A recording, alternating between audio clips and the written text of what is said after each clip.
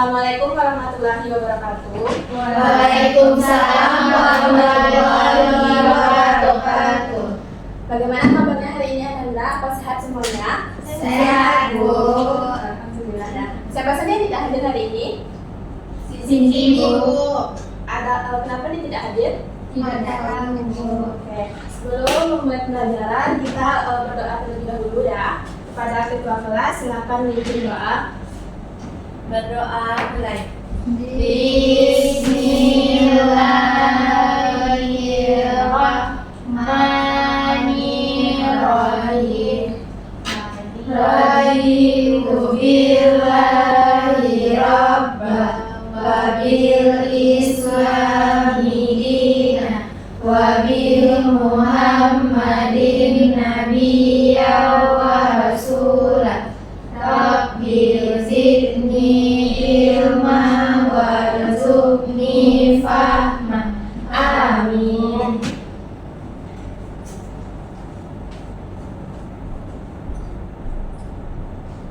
Baik, sebelum kita memulai pembelajaran kita pada minggu ini, Ibu akan mereview pelajaran kita minggu lalu terlebih dahulu. Apakah Anda masih ingat apa itu listrik statis? Ya, siapa yang bisa menjawab apa itu listrik statis? Silakan angkat tangan. Ya, kepada Alfa silakan.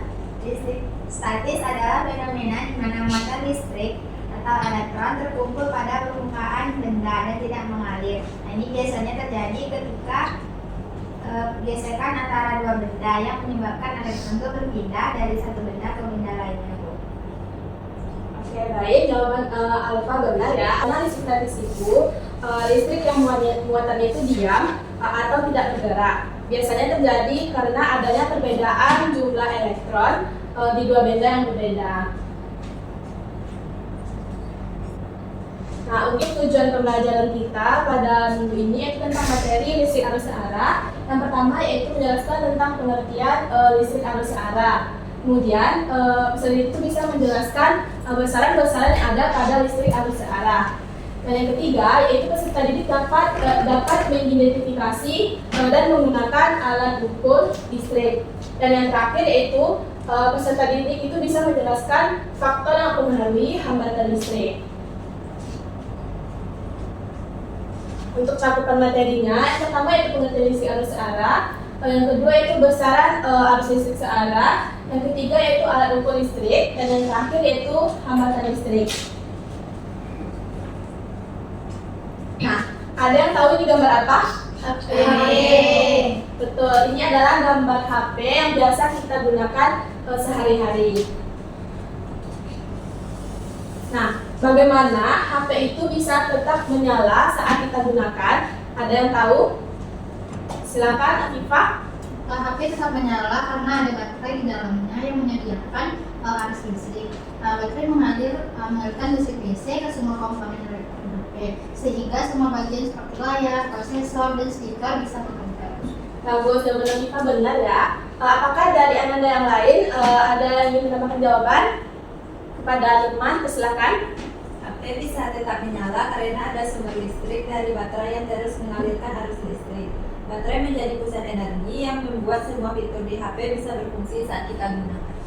Betul ya, bagus sekali jawaban dari Afifah dan Nurma. Di mana HP itu bisa tetap menyala saat kita gunakan karena ada sumber listrik dari baterai yang mengalirkan arus listrik.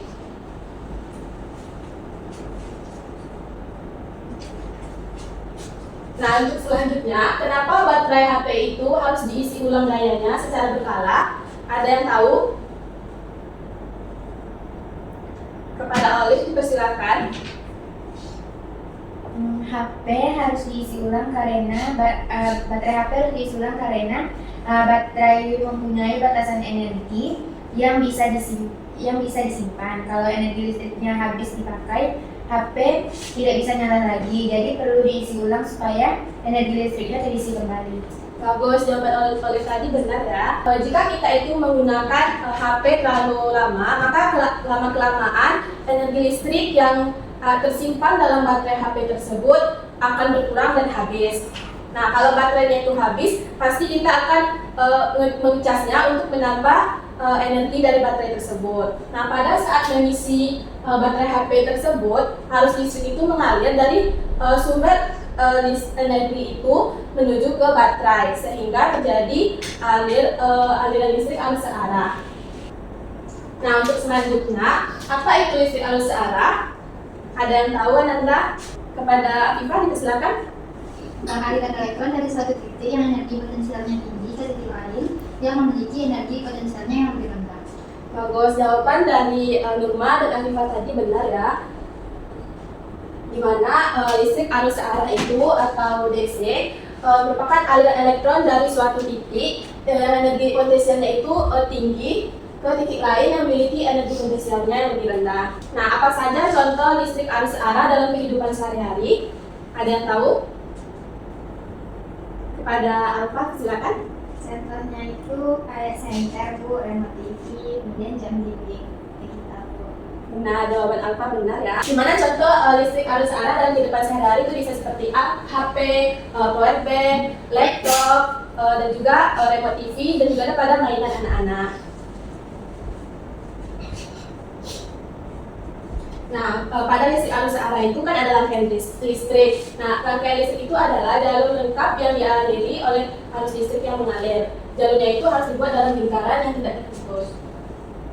Nah, kemudian itu ada besaran-besaran yang ada pada listrik arus searah atau DC. Yang pertama itu ada arus listrik, di mana pada arus listrik ini terjadi aliran arus listrik karena perbedaan potensial potensial listrik yang mendorong muatan positif mengalir dari potensial tinggi ke potensial rendah. Aliran muatan positif ini disebut dengan arus listrik.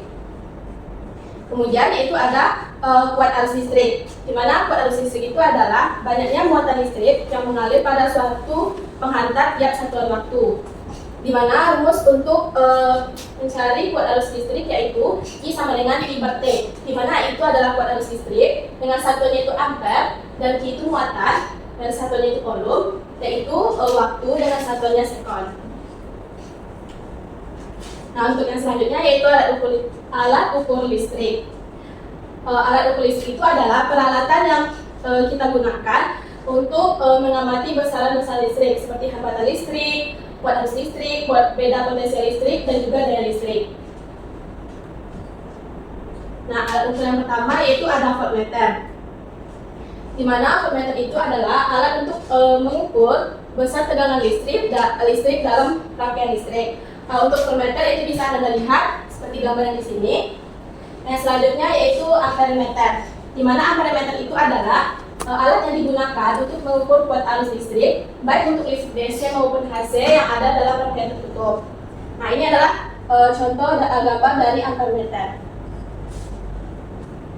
Untuk yang selanjutnya yaitu ada ohmmeter, di mana ohmmeter itu adalah alat ukur untuk mengukur hambatan listrik, yaitu daya untuk menahan mengalirnya arus listrik dalam suatu konduktor. Nah, Anda bisa lihat gambar dari ohmmeter di layar. Dan untuk yang terakhir yaitu ada wattmeter, adalah alat untuk mengukur power listrik atau rate supply energi listrik dalam satuan watt untuk rangkaian sirkuit apapun. Dan ini adalah contoh Anda lebih paham lagi pada materi listrik arus searah. Ibu akan membagikan LKPD. Dalam LKPD itu ada soal, silakan Anda kerjakan berkelompok. Ibu akan berkelompoknya. Yang ini kelompok 1 dan yang sebelah sini kelompok 2. Silakan didiskusikan dengan teman sekelompoknya ya Nanda. Ya Bu. Mana Nanda? Apa ada yang diragukan? Kalau ada yang diragukan silakan tanya ke Ibu ya. Ya Bu. Yang ini Bu. Kelompok mana yang ditampil nih? Kelompok 1 atau kelompok 2? Kelompok 2 Bu. Oke, silakan. Kami dari kelompok 2 akan mencoba mempresentasikan hasil diskusi kami, di mana nomor 1 yaitu bagaimana hubungan antara kuat arus total dengan kuat arus pada masing-masing resistor dalam rangkaian seri. Di rangkaian seri itu, kuat arus yang mengalir sama besar di setiap resistor. Jadi, totalnya yaitu sama dengan I1, sama dengan I2, dan I3, dan seterusnya. Jadi apapun yang masuk ke satu resistor itu juga akan keluar dan masuk ke resistor berikutnya. Baik, untuk soal nomor 2, bagaimana hubungan antara tegangan total dengan tegangan pada masing-masing resistor dalam rangkaian paralel? Di rangkaian paralel, tegangan pada tiap cabang atau resistornya sama besar dengan tegangan sumber. Jadi, P totalnya itu P1 sama dengan P2, sama dengan P3, dan sama dengan P. Karena semua resistor dihubungkan langsung ke ujung-ujung sumber tegangan yang sama. Selanjutnya yaitu pada rangkaian paralel harus pada setiap cabang berbeda. Menurutmu faktor apa saja yang menyebabkan perbedaan nilai tersebut? Jawabannya yaitu hambatan atau resistansi dari tiap cabang, di mana harus di tiap cabang ditentukan oleh ohm, yaitu I sama dengan V ampere. Karena V ketegangan sama untuk semua cabang, maka resistor yang lebih kecil hambatannya akan dialirkan arus lebih besar, dan resistor yang lebih besar hambatannya arusnya lebih kecil. Baiklah, sekian dari presentasi kami. Kami akhiri dengan Assalamualaikum warahmatullahi wabarakatuh. Waalaikumsalam warahmatullahi wabarakatuh. Ada yang bisa membantu Ibu untuk membacakan manfaat dari materi kita hari ini? Silakan dia.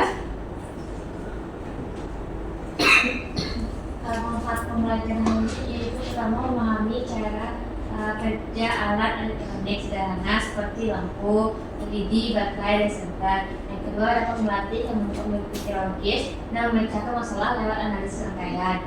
Ketiga, mengetahui permasalahan yang berkaitan dengan listrik, arus arah, analogi listrik seri, dan paralel. Oke, baik, terima kasih kepada dia telah membantu Ibu untuk membacakan manfaat dari materi kita pada minggu ini. Apakah dari Anda bisa menyimpulkan tentang materi pembelajaran kita pada hari ini? Ya, pada dia, silakan. Kesimpulannya yaitu listrik arus arah atau DC adalah arus listrik yang mengalir satu arah secara tetap. Yang kedua, sumber arus arah yang umum digunakan adalah baterai dan aki. Yang ketiga, dalam kehidupan sehari arus arah digunakan pada berbagai perangkat elektronik seperti smartphone, laptop, dan mainan listrik. Yang keempat yaitu pada rangkaian arus arah komponen listrik dapat disusun secara seri, paralel, atau campuran tergantung dari fungsinya. Oke, baik, jawaban dari dia tadi betul ya, bagus sekali ya. Mana untuk kesimpulannya, listrik arus arah itu adalah arus listrik yang mengalir satu arah secara tetap. Nah, tadi juga ada contoh-contoh dari listrik arus arah, ada HP, laptop, powerbank, TV, dan juga bisa pada mainan anak. Nah, untuk materi selanjutnya yaitu masih pada listrik arus arah, yaitu pada materi energi dan daya listrik. Untuk mengakhiri pembelajaran kita pada hari ini, mari kita mengucapkan alhamdulillah.